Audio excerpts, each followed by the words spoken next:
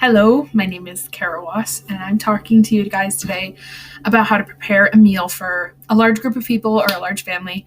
I myself came from a family of 12, so I had to cook for them. It was like every day for 3 years. So I picked up some tricks and hacks along the way, and I thought I would share it with you guys. It's something I know very well.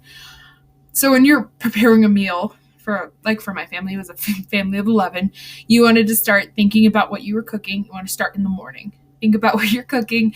If you're going to make something like lasagna, you're going to want to pull out that meat and let it thaw.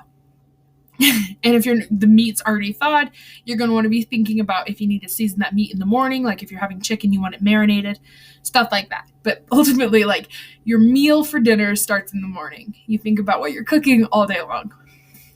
And somewhere in the afternoon, I always just like to, start preparing my main dish and then start preparing my sides. My main dish usually takes longer, especially with lasagna. Now it takes a long time for, put it together and put it in the oven. My sides usually take a faster amount of time. So once I prepare my main dish, I then look to my sides, and usually vegetables don't take very long. So I just make sure that they're washed, clean, and cut. And I usually put them back in the fridge. And then while I'm cooking, I also try to keep in mind to put away the food that I pull out, wash the dishes as I go. I'm not always good at this just because I'm sometimes lazy in the kitchen, but I found that this is a really easy way just to keep on top of everything. It's also super important just to keep in mind that if you make a mistake, it's not that big of a deal. I would also say if you're trying something new, think about this in advance. Just have a backup plan. So if you've never made bread before and you were going to try to make bread that night, make sure that you have a backup plan, or that you understand that it might take longer, so allot yourself more time.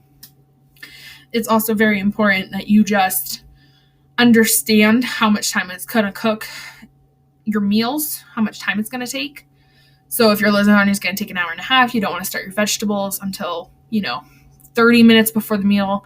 And you want to start thinking, if you're making garlic bread, you want to start way earlier in the day to make your bread rise and fall. So it's really about just planning out your day and making sure that you are prepared for everything. I'm not saying that, if you follow these tips and hacks and if you think about it in the morning, it'll all go great, because sometimes it doesn't.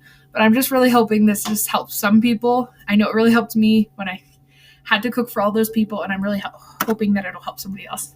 Thank you so much, guys.